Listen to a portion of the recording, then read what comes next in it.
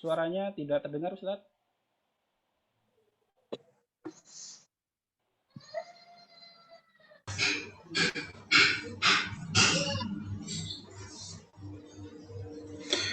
Ya, Bismillahirrahmanirrahim. Assalamualaikum warahmatullahi wabarakatuh. Waalaikumsalam warahmatullahi wabarakatuh. Innal hamdalillahi wahdah, sadaqa wa'dah wa nasara 'abdah wa a'azza jundah wa hazamal ahzaba wahdah. La ilaha illallah wahdahu la syarika lah wa ashhadu anna Muhammadan abduhu wa rasuluhu la nabiyya ba'dah. Allahumma salli wa sallim ala nabiyyina wa qudwatina wa rasulina wa sayyidina Muhammad wa ala alihi wa sahbihi ajma'in. Wa qala alaihi salatu wassalam kama ja'a fi sahihi Muslim as-salawatul khamsu wal jum'ah ila jum'ah wa Ramadan ila Ramadan mukaffirat ma bainahunna idza ijtanabal kaba'ir. Ma'asyiral muslimin wal muslimat, a'azanallahu wa iyyakum jami'an. Alhamdulillah, pada pagi hari ini, sehari sebelum Ramadan, kita berkumpul dalam rangka mengkaji, mempelajari di antara ayat-ayat Allah dan sunnah Rasul alaihi salatu wassalam. Khususnya kita akan membahas persiapan tentang Ramadan, ya, sebagaimana yang dilakukan oleh kaum salaf, para sahabat Nabi, para tabi'in dan tabi'at tabi'in. Mereka seperti yang diceritakan oleh Imam Ibn Rajab, kanu yad'una Allah sittata ashhur ayyubalighahum Ramadan. Mereka berdoa kepada Allah selama 6 bulan lamanya sebelum Ramadan supaya Allah jumpakan mereka dengan Ramadan. Tsumma yad'una Allah sittata ashhur, lalu berdoa lagi selama 6 bulan setelah Ramadan, ay yataqabbalahu minhum, yaitu dengan doa semoga Allah terima Ramadan mereka. Ya, begitulah umat terdahulu. Mereka mempersiapkan diri bukan hanya sehari 2 hari, bukan hanya sebulan 2 bulan, tapi mereka hingga sampai 6 bulan sebelumnya sudah memikirkan Ramadan. Jemaah sekalian, a'azanallahu wa iyyakum.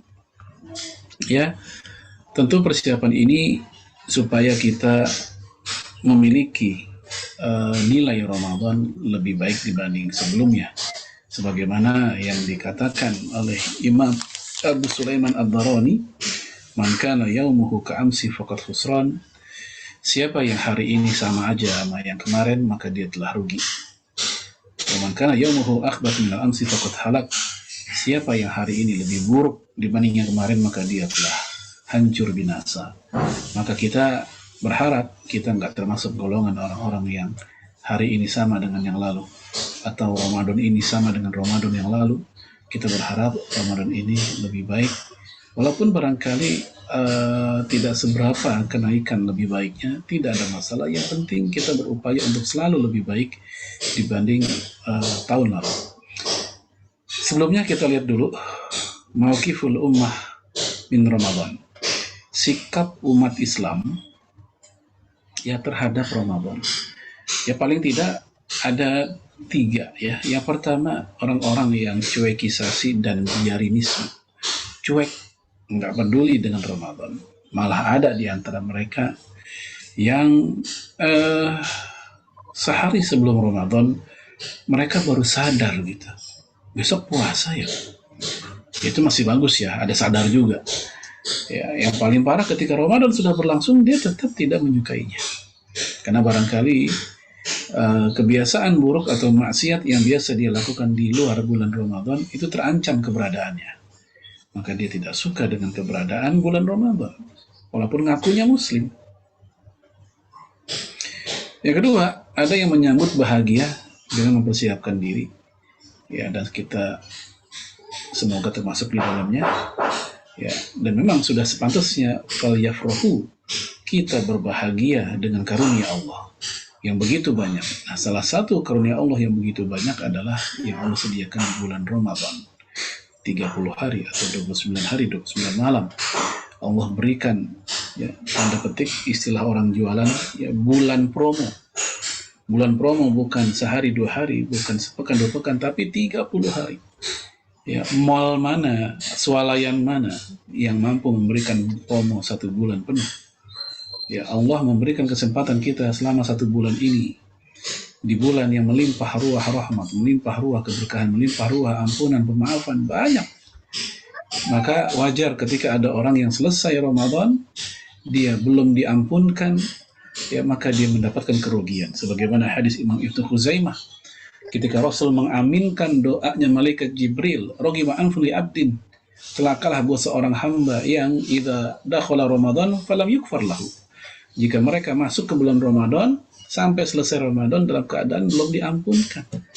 Kenapa merugi? Ya karena, tanda petik ya, keterlaluan. 30 hari, durasi yang sangat panjang, pagi, siang, sore, malam. Selesai Ramadan dia tidak dapat apa-apa. Karena ketika Ramadan hanya diisi dengan aktivitas yang sifatnya seremonial. Ya, kebanyakan acara buka puasa bersama. Seluruh anggota WA atau grup WA yang dia ikuti, semuanya ngajakin bukber dan dia pun ikut. Yang ada masalah, itu bagus, tuh ajang untuk menjaga hubungan.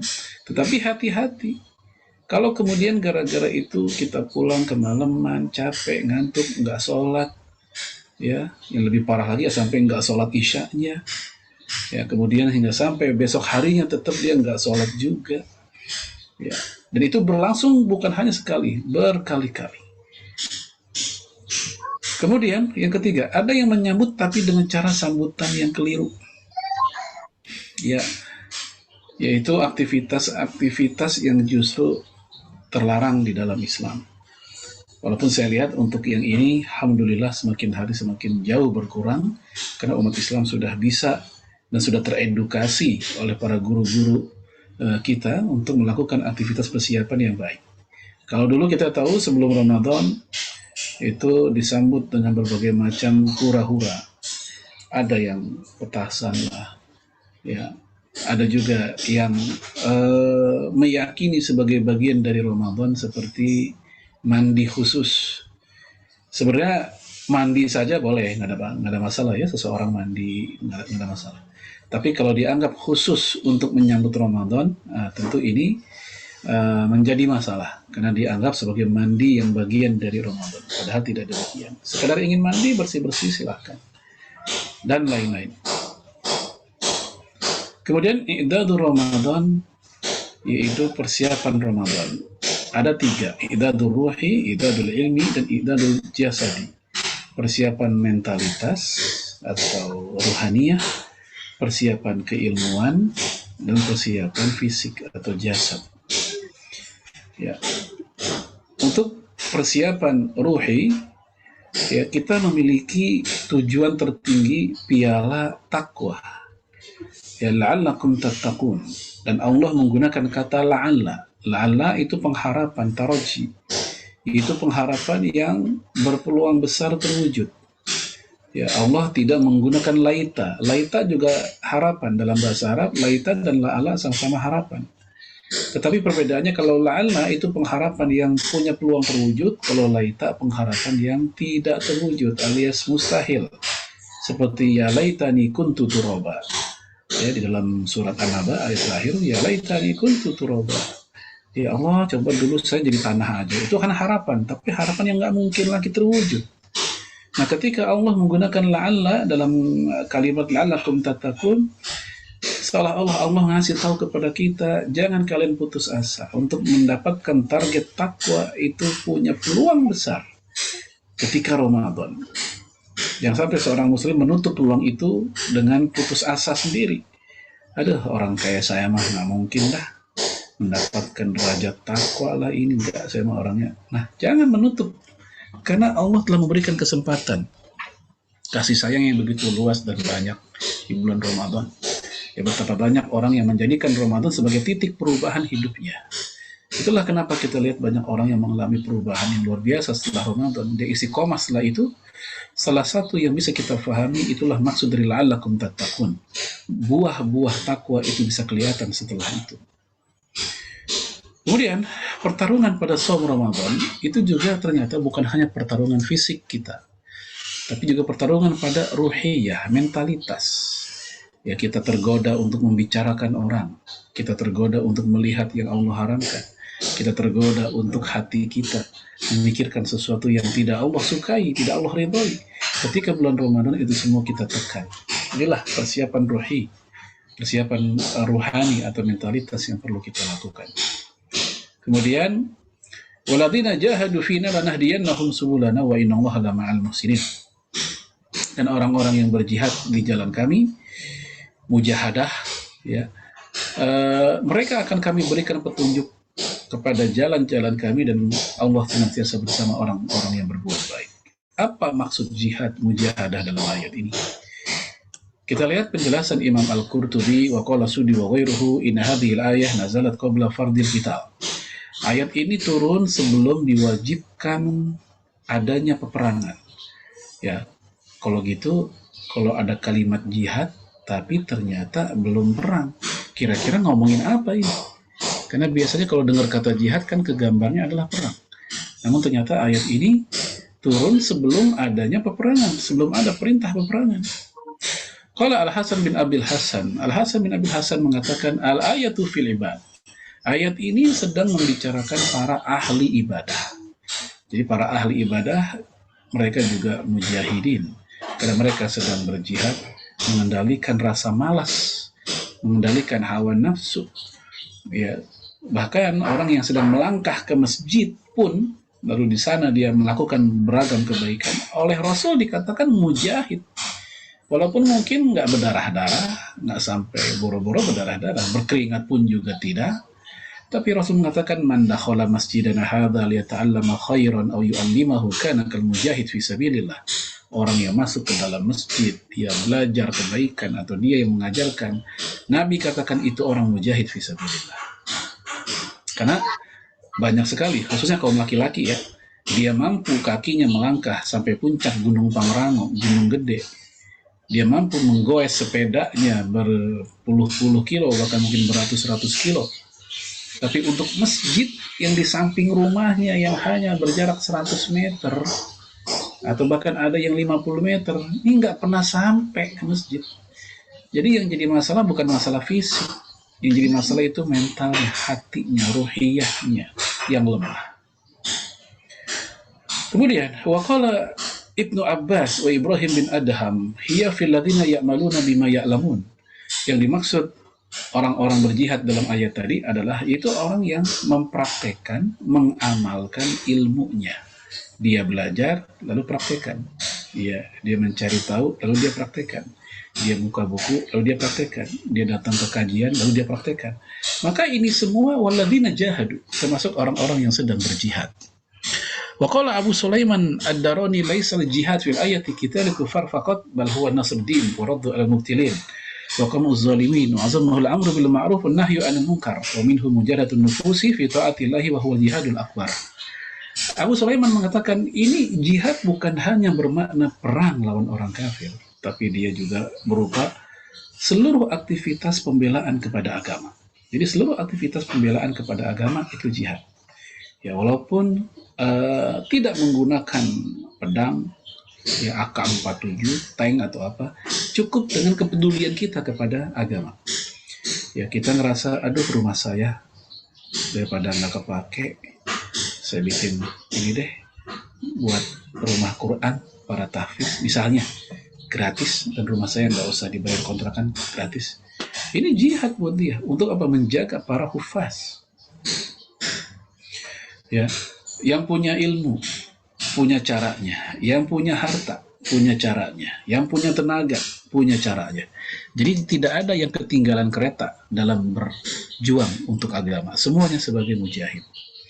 Kemudian mengkoreksi orang-orang yang membawa kebatilan, ya, bikin komen yang enggak terhadap Islam di Twitter misalnya, bikin komen yang enggak kepada para ulama di Twitter, bikin komen yang enggak kepada syariat, dan lain-lain. Nah, kita ngerti, kita paham, dan kita pun mampu mengoreksinya. Maka koreksian ini juga bernilai jihad. Dan juga dalam rangka ya menundukkan, mengalahkan atau menasihati orang-orang zalim, amar ma'ruf nahi munkar, Ini juga semuanya adalah jihad, dan yang paling akbar adalah kata Imam Abu Sulaiman Ad-Darani, yaitu ketaatan dan juga menundukkan hawa nafsu. Baik, ini definisi walazina jahadu tadi. Kemudian yang kedua, i'dadul ilmi, persiapan keilmuan. Ya, persiapan wawasan sebagai bentuk cara supaya ibadah kita tetap on the track. Imam Bukhari bikin bab, ya, babul ilmi qabla al-qaul wal amal. Ilmu itu sebelum perkataan dan perbuatan. Karena ilmu dan wawasan yang benar dan utuh itu akan menjadi penyelamat aktivitas ibadah kita. Sementara orang yang beribadah tanpa didasari oleh ilmu, maka potensi merusak lebih besar. Mirip seperti anak sekolahan, dia mau UTS, mau ujian akhir atau ujian tengah semester, tapi dia belum belajar, nggak ada ilmu, maka peluang untuk hancur-hancuran nilainya lebih besar. Nah, itu analogi gampangnya begitu. Nah, termasuk di saat kita ingin Ramadan, banyak hal yang perlu kita ketahui, tapi kita tidak mau tahu. Maka kemungkinan kita akan mengalami kesalahan sangat besar. Qul hal yastawi alladhina ya'lamuna wal ladzina la ya'lamun. Ya, di sini kita lihat Allah memberikan perbandingan antara orang yang sudah tahu dan yang tidak tahu. Katakanlah, adakah sama orang-orang yang mengetahui dengan orang-orang yang tidak mengetahui? Ini pertanyaan retoris, pertanyaan yang nggak perlu kita jawab, karena memang kita sudah tahu jawabannya tidak sama, bahwa orang yang punya pengetahuan dan tidak punya pengetahuan. Imam Asy-Syaukani menjelaskan ayat tadi, al-murad al-ulama wal juhal, yaitu perbandingan antara para ulama dan orang-orang yang juhala, yang bodoh, itu bahasa kasar begitu, orang yang tidak tahu. Wa ma'lumun inda kulli man lahu akal annahu la istawa bainal ilmi wal jahl wala bainal alimi wal jahil. Ya, telah diketahui bagi orang yang punya akal bahwa tidak sama, tidak setara antara ilmu dan kebodohan, dan tidak sama antara orang alim, orang yang berilmu, dan orang bodoh. Ya, kita lihat nggak sedikit orang yang barangkali secara latar belakang keilmuan dia bukan pada bidangnya, tetapi dia memang orang cerdas. Dia punya kapasitas untuk bicara, itu bisa tetap ada pengaruh karena faktor keilmuannya. Ya, kita tahu mantan presiden kita yang ketiga, B.J. Habibie, ya, rahimahullah. Di masa beliau, ini satu-satunya presiden yang mampu mengembalikan, menekan nilai rupiah hingga sampai hampir seperti masa-masa di zaman sebelum krisis tahun 99-98 dulu. Padahal latar belakang dia seorang bukan ekonom. Ya, kita tahu dia ahli pesawat, anak IPA lah intinya. Nah, ketika dia komen tentang masalah ekonomi, ternyata punya pengaruh. Ya, coba yang kalau yang komen orang-orang yang barangkali bukan seperti dia, mungkin bisa lain lagi ceritanya. Ya, ini menunjukkan bahwa memang tidak sama komen yang muncul dari orang-orang yang punya latar belakang keilmuan yang mumpuni dengan orang-orang yang biasa saja. Tapi walaupun sekali lagi tidak sedikit orang yang kita anggap biasa saja, ternyata luar biasa di sisi Allah Subhanahu wa Ta'ala. Kemudian, apa saja yang mesti kita ketahui dalam konteks i'dadul ilmi, persiapan ilmu? Yang pertama, ilmu yang wajib, yang nggak bisa diwakili sama orang lain, harus masing-masing kita kudu belajar. Ya, rukun dan syarat saum. Apa rukunnya?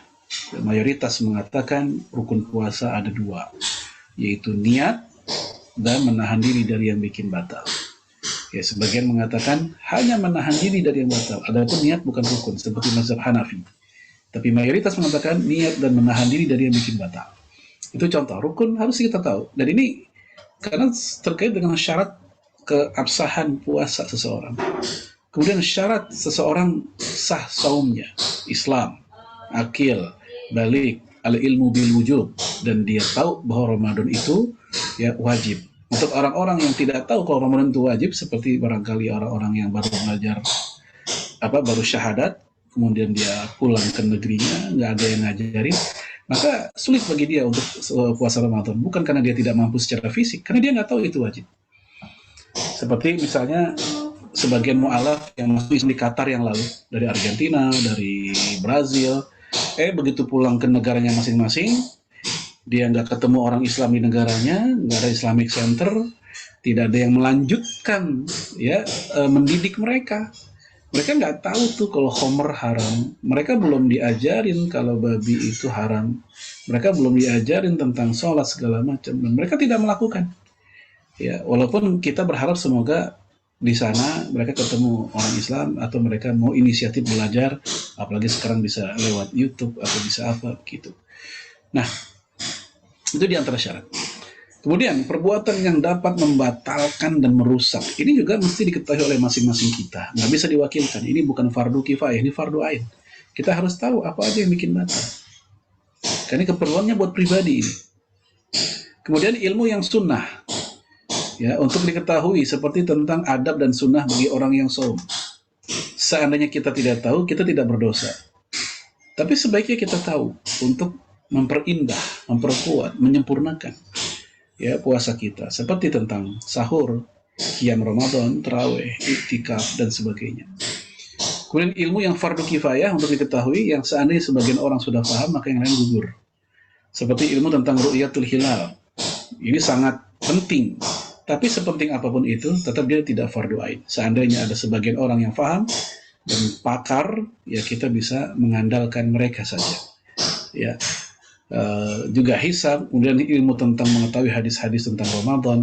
Seandainya sebagian ustadz kita sudah paham bab itu, kita bisa menanyakan kepada mereka. Nah, ini contoh aja di mana yang mesti kita pelajari, mana yang wajib, mana yang sunnah, mana yang wajib kifayah. Kemudian juga i'dal jasadi, persiapan fisik. Fisik yang prima dibutuhkan untuk kesempurnaan ibadah karena badan kita kendaraan ibadah kita. Ya, kendaraan ibadah kita ya badan kita. Sholat misalnya dalam keadaan sakit, tidak sehat, jelas tidak senyaman dalam keadaan sehat. Dengkul sakit, sujud susah, ruku susah, bangun sujud susah. Ya, sholat dalam keadaan flu misalnya, ya, atau hidung kita sedang luar biasa sakit, ya, kepala sakit, begitu sujud dan seterusnya. Ini nggak ada yang bikin nyaman. Ya, haji ditopang oleh badan, ya, puasa juga, jihad juga, dan macam-macam, cukup banyak. Maka persiapan fisik pun juga bukan hal yang kita remehkan. Ini bagian dari upaya kesempurnaan saum kita pada tahun ini. An Abi Hurairah radhiyallahu an qala Rasulullah alaihi salatu wassalam al-mu'min al-qawi khairun ahabbu ila Allah min al-mu'min al-dha'if. Dari Abu Hurairah bahwasanya Rasul mengatakan mukmin yang kuat lebih Allah cintai dibanding mukmin yang lemah. Ya, mukmin yang kuat lebih baik dan lebih Allah cintai dibanding mukmin yang lemah. Makna dari ini cukup banyak. Ada yang menyebut keimanan yang dimaksud yang lebih kuat. Ada yang mengatakan harta, mukmin yang kuat hartanya. Ada juga yang menjelaskan kuat secara fisik termasuk di dalam hadis ini. Maka hasil paduan antara kekuatan ruhiyah, kematangan ilmu, dan fisik yang prima adalah saum berkualitas sehingga untuk mendapatkan target la'allakum tattaqun, peluang untuk terwujud semakin besar. Ya, sudah saya katakan tadi, kata la'alla itu merupakan kata taraji, pengharapan yang punya peluang untuk terwujud, sehingga kita tidak pesimis, ya, jangan pesimis untuk mendapatkan piala takwa. Baik, sebelumnya saya mohon maaf, ini kamera saya nggak bisa saya buka, jadi saya tutup kamera. Ya, kita lanjut. Kita masuk pada definisi saum Ramadan. Nah, ini kita bicara masalah keilmuan, ya, i'dadul ilmi. Saum menurut bahasa Asyam fi lughah masdarun sama yasumu maknahu amsaka. Amsaka artinya menahan diri. Ya, Allah berfirman, "Faquli inni nadartu lirrahmani shauma falan ukallimal yauma insiya." Ya, Allah berkata kepada Maryam, "Katakanlah olehmu, aku bernazar kepada Allah untuk menahan diri." Menahan diri dari apa? Yaitu nggak mau ngomong sama orang seharian. Hari ini saya nggak mau ngomong sama orang seharian. Nah, ini kata saum, menahan diri. Ya, secara bahasa demikian. Adapun secara fikih, wa amma fi syar'i fa huwa ta'abbud lillahi subhanahu wa ta'ala bil imsaki anil akli wasyurbi wa sa'iril muftirat. min tulu'il fajri ila ghurubi syams. Ini definisi yang sangat reguler, yang paling umum. Ya, secara syariat artinya peribadatan kepada Allah. Ya, ini kudu ada niat ta'abbud, niat untuk beribadah. Jadi bukan untuk ngurusin badan, bukan semata-mata ingin sehat, turun berat badan, itu ekses. Itu bonus yang Allah kasih duluan di dunia. Tapi kalau ternyata nggak ada perubahan, ya itu juga nggak ada masalah, karena tujuan kita bukan itu. Tujuan kita yang paling utama at-ta'abbud lillah. Bukti ketundukan, bukti kecintaan, bukti bahwa kita menghamba kepada Allah, ya kita taat. Kita puasa karena kita taat. Bukan mikirin nyari-nyari apa sih manfaat puasa. Ya kita harus husnuzan bahwa puasa itu pasti ada manfaatnya. Sumu tasihu. Berpuasalah kamu, niscaya kamu akan sehat. Itu hadis dhaif tapi secara makna sahih. Ya, menahan diri dari yang dari makan, minum dan semua pembatal. Ya, wasailul muftirat, semua pembatal. Sejak terbitnya fajar sampai syams, terbenamnya matahari, maghrib. Ya, di dalam kitab fikih sunnah pun juga begitu, sama. Ya, secara substansi maknanya sama. Al-imsak anil muftirat min tulu'il fajri ila ghurubi syamsi ma'aniyah. Sama. Menahan diri dari yang bikin batal sejak terbitnya fajar sampai terbenam matahari dibarengi dengan niat. Nah, kalau udah kayak kita begini, udah bukan lagi anak-anak, usia kita udah nggak lagi muda, udah 40, 50, ya, atau barangkali yang masih di bawah 40. Sebagusnya kita mengupgrade, jangan sekedar al-imsak anil muftirat, menahan diri dari yang bikin batal, tapi kita juga belajar untuk al-imsak anil mudammirat, ya, atau mafsadat, ya, menahan diri dari hal-hal yang merusak, menghancurkan puasa kita. Menahan diri dari ghibah, menahan diri dari membicarakan fitnah, ikut-ikutan nyebarin hoak di WA. Menahan diri mata kita dari ngelihat yang enggak-enggak. Hati-hati bagi yang suka buka YouTube, buka TikTok. Kadang tanpa kita sadari itu muncul gambar-gambar, muncul video-video ke ruang HP kita yang sebenarnya nggak layak dilihat. Baik dalam keadaan puasa atau nggak puasa sama aja nggak layak dilihat. Entah berupa wanita-wanita ABG atau ibu-ibu yang pada ganjen-ganjen genit-genit di situ, atau yang lainnya. Itu bukan hak kita untuk melihatnya. Dan kalau kita justru menikmati, maka kita khawatir seperti yang disindir oleh Rasulullah, kam min shaimin laysa lahu min siyamihi ilal ju'. Betapa banyak orang yang berpuasa nggak dapat dari puasanya kecuali lapar doang. Ya, kecuali lapar doang. Ya, dalam hadis lain ada tambahan wal atas, lapar dan puasa dan hausnya doang yang dia dapat. Tapi dia nggak dapat apa-apa nilainya. Kemudian makna Ramadan, tadi makna saum. Wa kana syahrul Ramadan yusamma fil jahiliyah natikun. Dulu di zaman jahiliyah, Ramadan dinamakan dengan natikun, yang artinya lelah dan payah. Fasumiya fil Islam Ramadan ma'khudun min ar-ramda. Lalu di zaman Islam dinamakan dengan Ramadan, diambil dari kata ar-ramda. Apa ar-ramda artinya? Wa huwa syiddatul har, yaitu sangat panas. Li'annahu hina furida wa faqa syiddatul har, karena ketika diwajibkan puasa Ramadan itu bertepatan dengan musim panas. Bahkan sampai Rasul wafat tahun 10 Hijriah, Ramadan yang Rasul alami sebanyak 9 kali itu juga selalu di musim panas. Maka kita bersyukur di Indonesia musim dingin, musim hujan, ya kadang panas begitu, kadang hujan, kadang adem-adem aja lah. Kayak begini nih, mau dibilang panas banget enggak, mau dibilang adem juga enggak. Ya, sebagian daerah ada yang hujan, sebagian ada yang enggak. Ya, pernah pula kita mengalami Ramadan sangat panas, sebagaimana kita pernah pula Ramadan hujan-hujan, terus-terusan hujan. Nah, kita kayak gitu kondisinya, daerah Khatulistiwa. Sementara saudara kita di belahan bumi lain ada yang macam-macam mereka. Ada yang Ramadannya sangat-sangat panas, hingga sampai lebih dari 20 jam. Ada juga yang kebalikannya. Wa qatra Anas bin Malik anna Rasulullah alaihi salatu wasallam qala inna masumiya Ramadan li'annahu yarmidu dhunub ay yahrikuha wa yadhhabu biha. Anas bin Malik meriwayatkan bahwa Rasul berkata, dinamakan bulan Ramadan karena dia memanaskan dosa. Ya, dosa dipanasin biar ngeletek. kan ada tuh benda-benda cara membersihkannya bukan disikat tapi dipanasin biar pada ngelotok ngeletek lah kotorannya. Nah, ini dosa kita dipanaskan, dibakar di bulan Ramadan, yahrikuha, dibakar, wa yadhhabu biha, dan menghapuskannya. Ini yang saya katakan tadi, ini bulan promo. Ya, promo ampunan besar-besaran, promo pemaafan. Makanya Rasul ditanya oleh Aisyah, wahai Rasul, kalau aku tahu ini malam adalah Lailatul Qadar nih, apa yang kudu saya baca? Ya, dalam hadis Imam Tirmidzi dialog ini. Rasul pun menjawab, yaitu membaca Allahumma innaka afuwun tuhibbul afwa fa'fu anni. Ya Allah, Engkau Maha Pemaaf dan Engkau menyukai orang yang minta maaf, maka maafkanlah aku. Jadi kita memanfaatkannya ya untuk membaca dengan bacaan yang Nabi ajarkan di malam hari. Itu kalau kita tahu Lailatul Qadar. Bagaimana kalau kita nggak tahu Lailatul Qadar? Ya udah, buat antisipasi baca aja tiap malam. Ya, yang penting ya kita tahu Lailatul Qadar itu hanya terjadi di malam bulan Ramadan.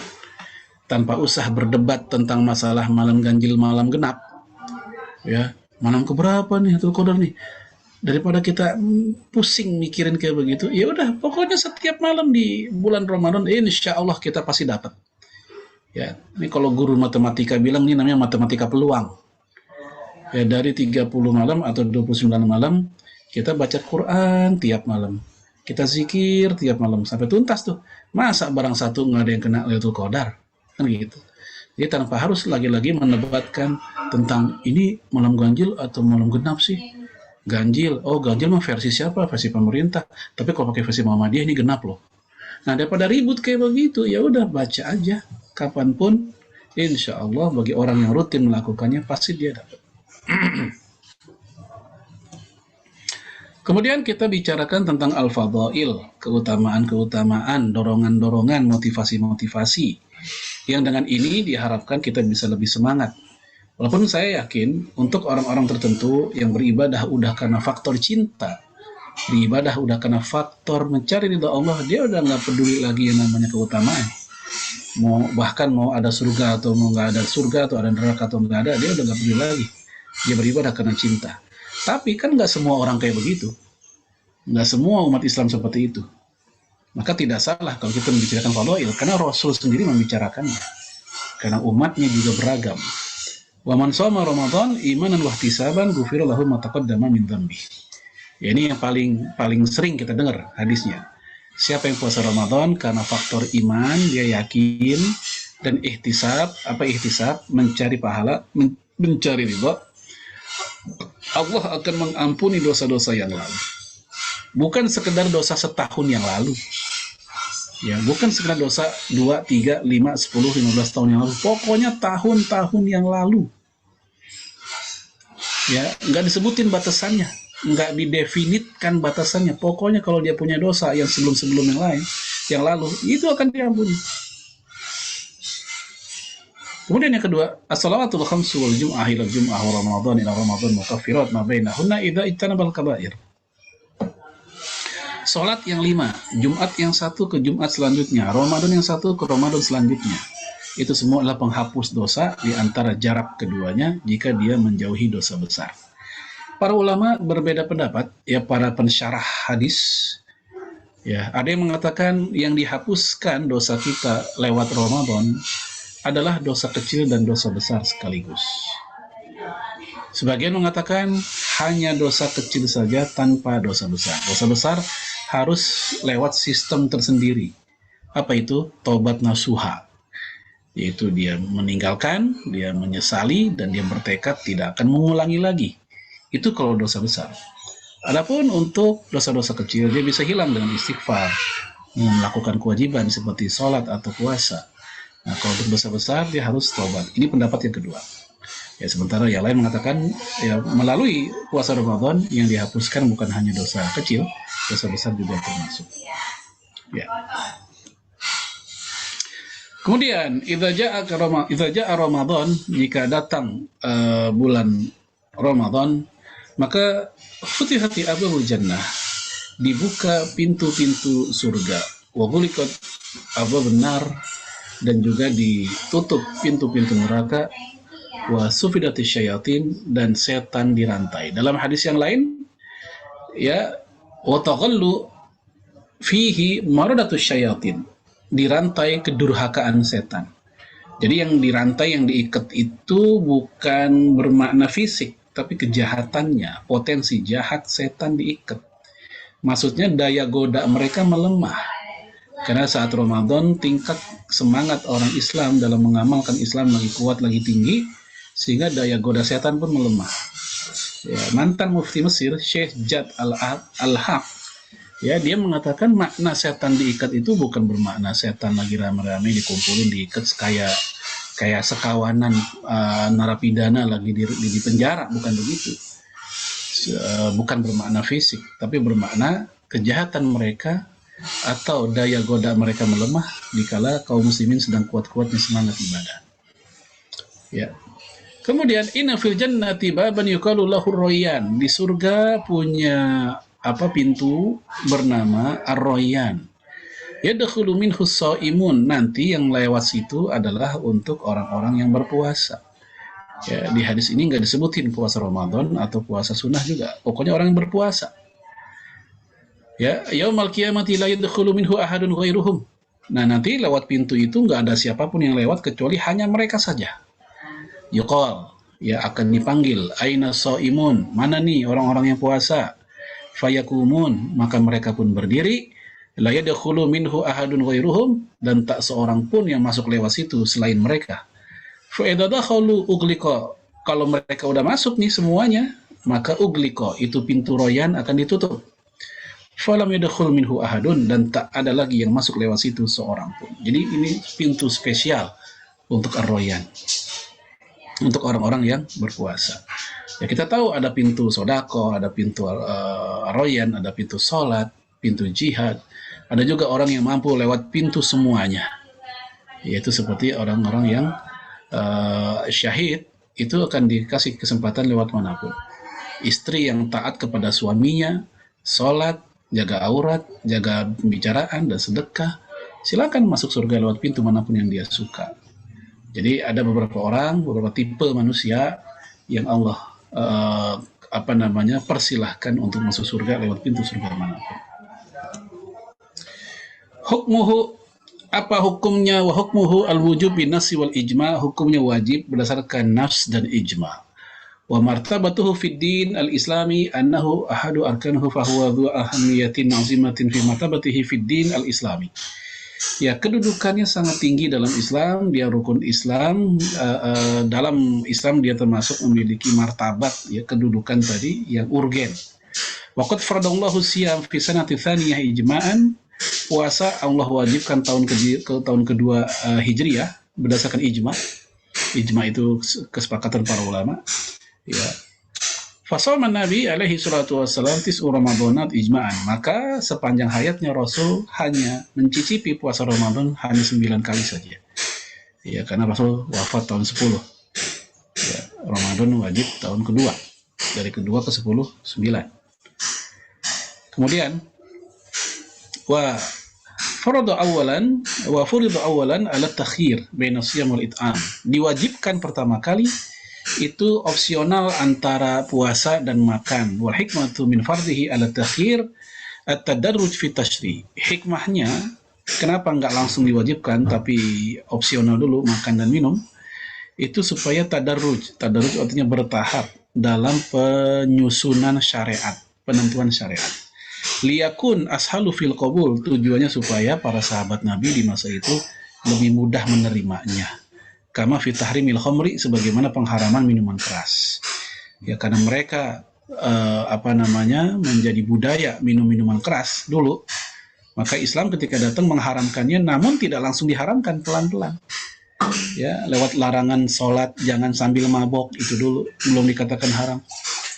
Lalu Allah ngasih tahu minuman keras itu ada manfaat tapi juga banyak bahayanya. Baru deh dengan turunnya Al-Imran Al-Maidah ayat 90, innamal khamru wal maisiru wal ansabu wal azlamu rijsun min amali syaitan. Inilah ayat yang mendeklarasikan bahwa itu haram. Maka Ramadan pun juga hikmahnya seperti itu. Kenapa nggak langsung? Ya, bahkan turunnya di bulan Sya'ban, Al-Baqarah 183 itu di bulan Sya'ban. ya, supaya mereka ada waktu untuk siap-siap.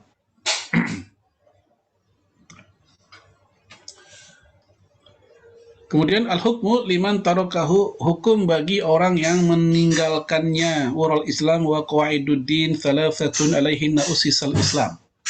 Man taraka wahidah minhun fahuwa biha kafir halalud dam.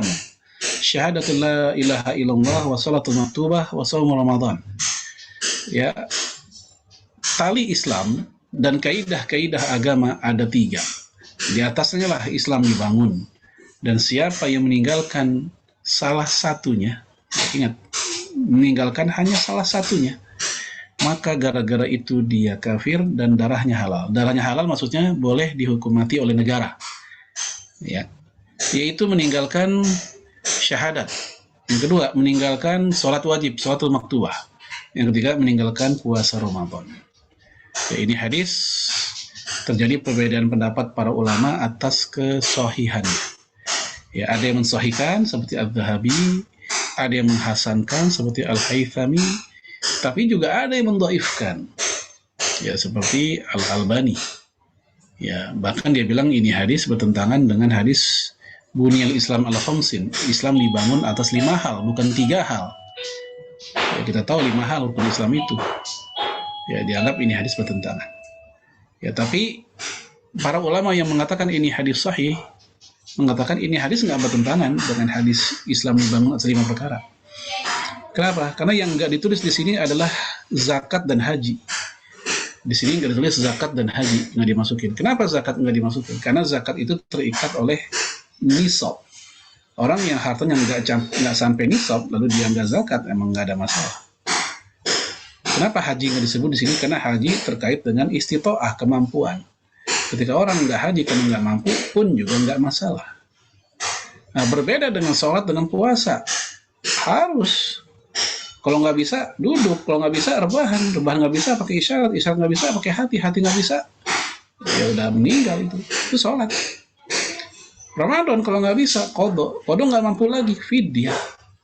Gitu. Adapun kalau zakat nggak bisa, ya mau diapain aja, emang uangnya belum nyampe, hartanya belum sampai. Haji kalau nggak mampu juga nggak ada masalah, dia nggak berdosa. Berkata Imam Az-Zahabi, wa indal mu'minin muqarrar anna man taraka shaum Ramadan bila marad annahu syarrun minaz zani wal mudminil khamri bal yashukkuna fi islamihi wa yazunnuna bihi zindiqah wal inhilal. Ya, orang-orang beriman telah menetapkan siapa yang tidak puasa Ramadan tanpa sakit, dia sehat walafiat, baik-baik aja.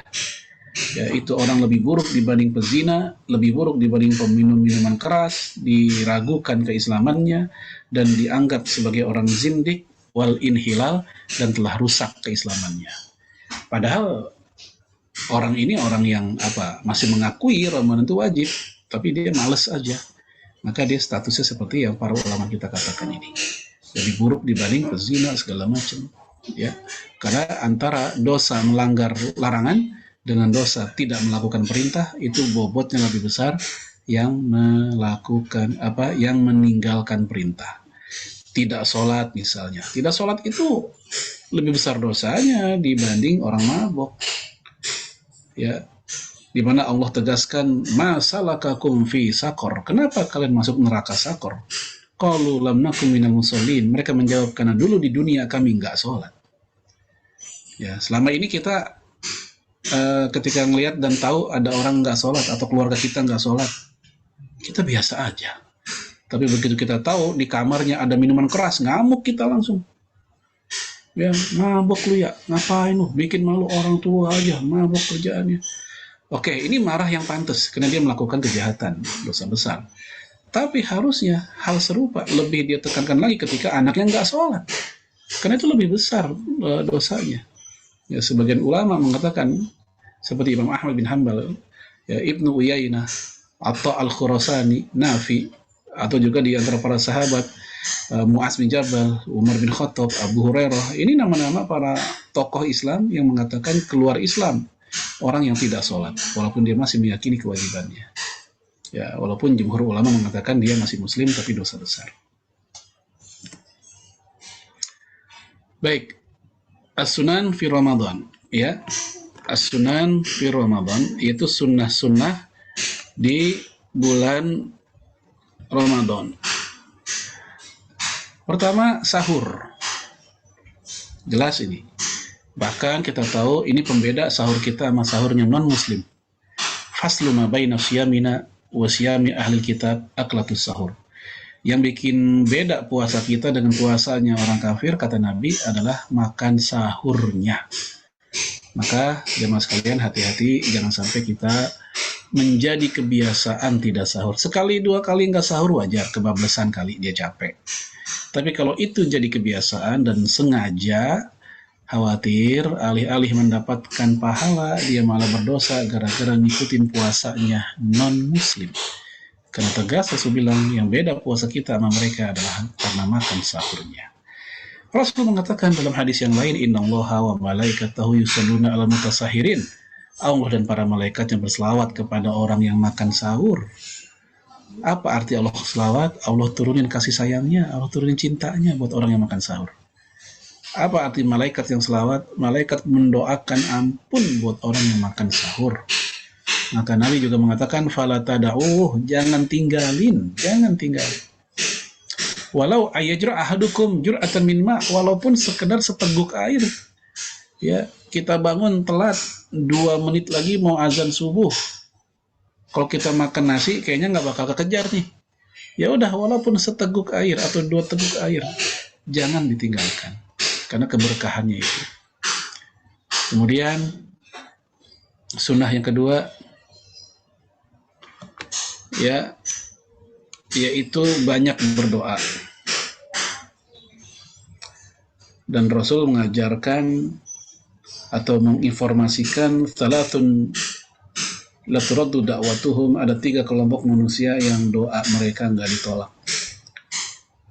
Salah satunya adalah as-shaim hatta yuftir, doanya orang berpuasa sampai dia bangun. Maka Bapak Ibu, jangan tinggalin banyak doa buat anak kita biar pinter, buat anak kita biar taat, buat anak kita biar sehat, buat anak kita biar dapat PTN. Nggak apa-apa kita doa pas Ramadan. Ya, istri doain suaminya biar rezekinya lancar, biar setia sama bininya, biar matanya nggak gampang kelayaban ke perempuan lain. Suami doain istrinya biar semakin solehah, semakin taat, semakin nurut sama laki, nggak ketus, nggak ngelawan. Anak doain orang tuanya biar orang tuanya sehat, tetap bersama dengannya sampai Allah yang memutuskan kapan mereka berpisah. Kita doain negara kita biar aman, biar nggak terjadi polarisasi. Ya, gara-gara pilpres kan begitu mulu biasanya. Ya, kita doain dah saudara-saudara kita di luar negeri sana, kaum muslimin yang tertindas, agar mereka Allah berikan kemenangan, kemerdekaan di Gaza, di Rohingya, Moro, Watani, dan seterusnya. Termasuk ketika menjelang buka. Lisoim, ya, bagi orang yang berpuasa, kata Rasulullah, lahu da'watun lam turad. Mereka punya doa yang gak ditolak. Kapan? Inda fitri, ketika detik-detik menjelang buka. Jadi menjelang buka itu jangan kelamaan ngabuburitnya di luar. Ya, jangan sampai kita terlalu banyak mondar-mandir di tempat orang jualan, kan rame banget tuh. Kita lupa ini waktu momen berdoa itu momen supaya kita banyak berdoa harusnya. Ini banyak belanja. Nah, pulang buru-buru 10 menit sebelum azan kita udah ngumpul di depan persiapan buka bersama keluarga kita. Kita ngumpul lah tuh sama anak, sama istri, ayo sini ngumpul, kita doa. Syukur-syukur bisa sebelumnya diantar dengan kultum dulu, kepala rumah tangga kultum di situ, atau anak yang udah pada gede kita kasih kesempatan buat bicara. Nah, itu kita manfaatkan buat doa. Kemudian sedekah. Afdhalus shadaqah fi Ramadan. Sedekah yang paling utama adalah di bulan Ramadan. Dalam hadis Imam Tirmidzi begitu. Dan Rasul sendiri nyontohin. Disebutkan dalam hadis Imam Bukhari dari Ibnu Abbas, kana ajwadun nas. Rasul adalah manusia yang paling dermawan. Wa ajwadu ma yakun fi Ramadan. Dan kedermawanan Rasul di bulan Ramadan semakin menjadi-jadi. Bahkan di ujung hadis dikatakan karihil mursalah. bagaikan angin yang bertiup. Ini kan perumpamaan yang gambarannya tuh luar biasa. Angin bertiup, coba siapa yang bisa ngitung jumlah volumenya? Dan angin bertiup nggak usah pakai disuruh. Dan angin bertiup nggak pilih kasih. Nggak ada angin bertiup belok gara-gara itu rumah non-muslim. Nggak ada angin bertiup belok gara-gara itu rumah ahli maksiat. Enggak, semua dapat angin. Nah, itu gambaran dermawannya Rasul, itu nggak pilih kasih Ramadan. Contoh salah satunya, man fattara so'ima. Nah, ini langsung ke poin yang keempat. Siapa yang memberikan bukaan puasa untuk orang yang berbuka, kana lahu mislu ajrin fa'ilihi, maka dia dapat pahala yang sama kayak orang yang berpuasa itu. Min ghairi an yanqusa ujurihim syai', tanpa mengurangi pahala mereka. Dengan modal satu dus minuman mineral yang gelas 48 buah itu, yang mungkin harganya nggak sampai 50.000, ya kita kasih ke orang yang mau buka puasa. 48 orang minum lewat yang kita kasih, kita dapat pahala 48 orang. Ya. Yang kelima, tadarusan Al-Quran, dan ini budayanya Rasul. Ya, malam-malam kita tadarus bersama masyarakat, ganti-gantian, satu orang baca, yang lain dengar, menyimak, mengkoreksi kalau ada yang salah. Syukur-syukur bisa khatam misalnya. Maka ini budaya yang sudah semakin hilang. Kebanyakan akhirnya orang baca sendirian di masjid, pakai mic sampai keluar. Harusnya mah bersama-sama, ganti-gantian. Dari mana dalilnya? Dari hadis Imam Bukhari dan Ibnu Abbas juga. Wa kana Jibril yalqahu fi kulli lailatin min Ramadan, kata Rasul. Dahulu malaikat Jibril mendatangi Rasulullah, kata Ibnu Abbas, malaikat Jibril mendatangi Rasulullah setiap malam bulan Ramadan. Ngapain? Yudarisuhul Quran, mereka bertadarusan Al-Quran. Bahkan ketika tahun terakhir, tahun beliau wafat, itu malaikat Jibril datangnya bukan sekali, 2 kali, setoran bacaan hafalannya 2 kali, nggak hanya sekali. Kemudian yang keenam, bersegera dalam berbuka. Jangan nunda-nunda. Begitu masuk waktu maghrib, ya langsung segera berbuka. Ya, kalau bingung, ini waktu yang mana nih? Waktu di aplikasi apa waktu yang di masjid? Azan yang mana? Di masjid belum azan. Ya mungkin muazzinnya lagi minum dulu kali. Ya. Kalau kita yakin dengan waktu yang di aplikasi, ini sudah disetting setepat-tepat waktunya, ya silahkan kita mengandalkan itu. Kalau kita ingin lebih tenang lagi, ketika suara azan sudah ramai, saya saut-sautan, nah itu udah pasti kalau kayak gitu. Ya, silakan segera berbuka, nggak usah ditunda, karena ya dalam riwayat Imam Ibnu Khuzaimah dan yang lainnya, dan atau Broni juga, bahwa kanu ashabun Nabi, dahulu para sahabat Nabi itu adalah orang yang ajalun nas iftaran, orang yang paling duluan, paling segera dalam berbuka, ya, wa abta'uhum sahuran, dan yang paling akhir dalam bersahur. Jadi kalau buka duluan, sahur diakhirkan. Tujuannya apa? Hikmahnya supaya masa-masa kenyangnya awet. Sahur jam 3, ini terlalu dini. Jam 5 udah lapar lagi. Ya, kalau kita sahurnya kita akhirkan, ya misal 15 menit sebelum azan atau 20 menit sebelum azan. Kalau bukanya kita percepat dalam arti tepat waktu langsung, maka masa-masa laparnya lebih singkat. I'tikaf, ya Rasul diceritakan oleh Aisyah, ya inna Nabiya alaihi salatu wassalam kana ya'takifu fil ashril awakhir Ramadan hatta tawafahullah. Ya, dahulu Rasul itikaf 10 hari terakhir Ramadan sampai beliau wafat. Artinya ini budaya Nabi nggak pernah ninggalin sampai dia wafat. Tsumma azwajuhu min ba'dih, kemudian setelah itu istrinya pun ikut itikaf setelah Rasul wafat. Ya, mereka bikin kemah, bikin tenda di masjid, dan mereka itikaf di situ, di dalam masjid, di dalam kemahnya. Jadi wanita pun sunnah itikaf, sebagaimana kaum laki-laki. Ya, dan umumnya ulama mengatakan di masjid. Ya, kecuali Abu Hanifah yang mengatakan buat wanita, itikafnya boleh di musola rumahnya, di ruangan tempat ibadah di rumahnya. Yang ke-8 yang lebih kompleks, yang lebih berongkos, yaitu umrah. Karena umrah di bulan Ramadan, Rasul memberikan stimulus dengan mengatakan al-umrah fi Ramadan taqdi hajjatan aw hajjatan ma'i. Umrah di bulan Ramadan itu setara seperti haji bersamaku. Baik jemaah sekalian, ini beberapa sunnah yang bisa kita agendakan ketika Ramadan nanti. Walam bisawab, itu dulu, barangkali ada diskusi atau tanya jawab. Silakan saya kembalikan ke moderator. Waalaikumsalam Waalaikumsalam warahmatullahi wabarakatuh.